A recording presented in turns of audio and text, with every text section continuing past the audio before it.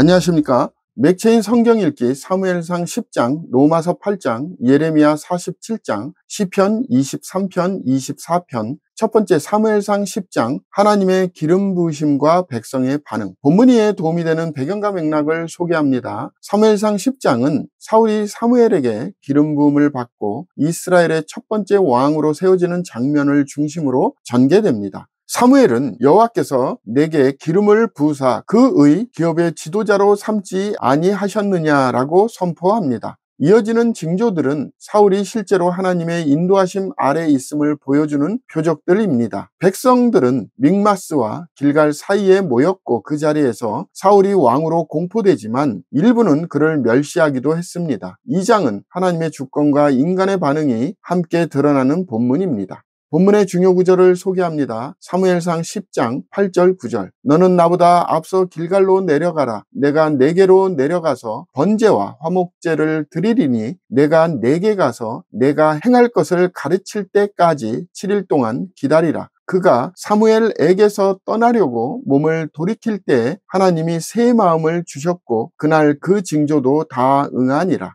본문을 적용하는 데 도움이 되는 가이드라인입니다. 오늘날 우리는 하나님의 부르심과 인도하심이 말씀과 삶의 징조들로도 명확히 드러남을 믿어야 합니다. 때로는 하나님께서 내 안에 새로운 마음을 주셔서 주어진 소명을 감당하게 하십니다. 우리의 정체성과 사명은 하나님의 은혜로 이루어지며 사람의 평가가 아닌 하나님의 인정을 따라야 합니다. 하나님의 부르심 앞에 순종하는 마음이 중요합니다.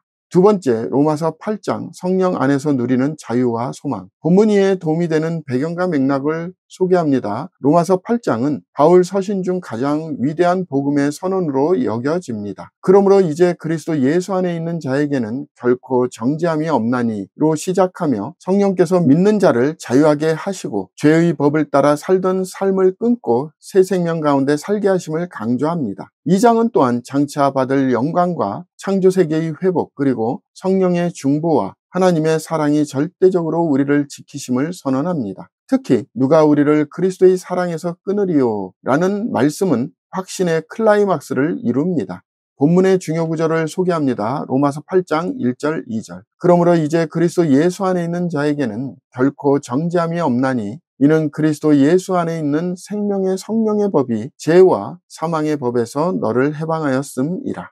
본문을 적용하는 데 도움이 되는 가이드라인입니다. 오늘날 우리는 여전히 죄와 유혹, 정죄의 목소리 속에서 살아가지만 그리스도 예수 안에 있는 자로서 자유함과 확신을 누릴 수 있습니다. 어떤 상황 속에서도 하나님의 사랑은 우리를 떠나지 않으며 성령께서 우리를 도우시고 이끄십니다. 우리의 실패와 연약함에도 불구하고 하나님의 은혜는 변함없이 우리를 붙드시기에 담대히 살아갈 수 있습니다. 세 번째, 예레미야 47장 블레셋을 향한 심판 예언. 본문 이에 도움이 되는 배경과 맥락을 소개합니다. 예레미야 47장은 블레셋을 향한 하나님의 심판 메시지입니다. 바로가 가사를 치기 전에 블레셋 사람에 대하여 선지자 예레미야에게 임한 여호와의 말씀이라로 시작합니다. 본문은 가사와 아스글론 같은 블레셋의 대표 도시들이 심판을 받을 것을 선포하며 바다의 파도처럼 밀려오는 북쪽에서의 재앙을 묘사합니다.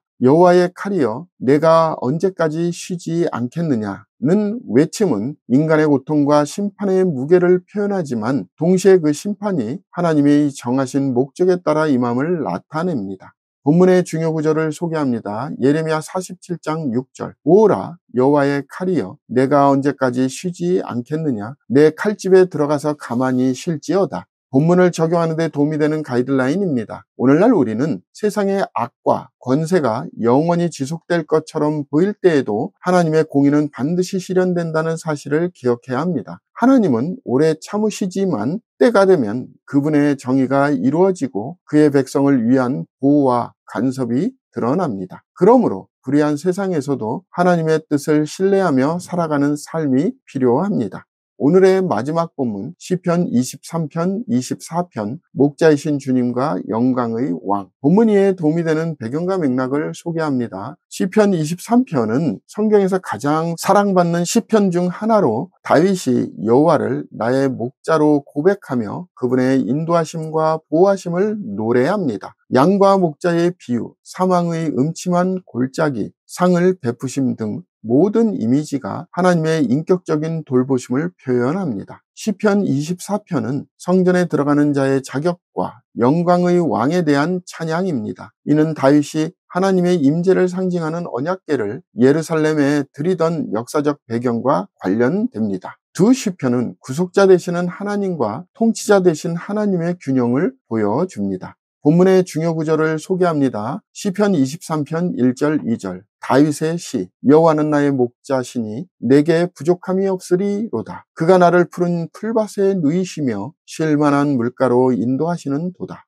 본문을 적용하는 데 도움이 되는 가이드라인입니다. 오늘날 우리는 불확실한 삶 속에서도 하나님이 우리의 목자가 되어 주심을 신뢰하며 살아가야 합니다. 때로는 사망의 골짜기를 지나더라도 주께서 함께 하신다는 확신이 우리의 평강이 됩니다. 또한 하나님의 임재 가운데 나아갈 때 깨끗한 손과 정결한 마음이 요구됨을 기억하고 거룩한 삶을 추구해야 합니다. 주님은 우리의 목자이시며 동시에 왕이십니다.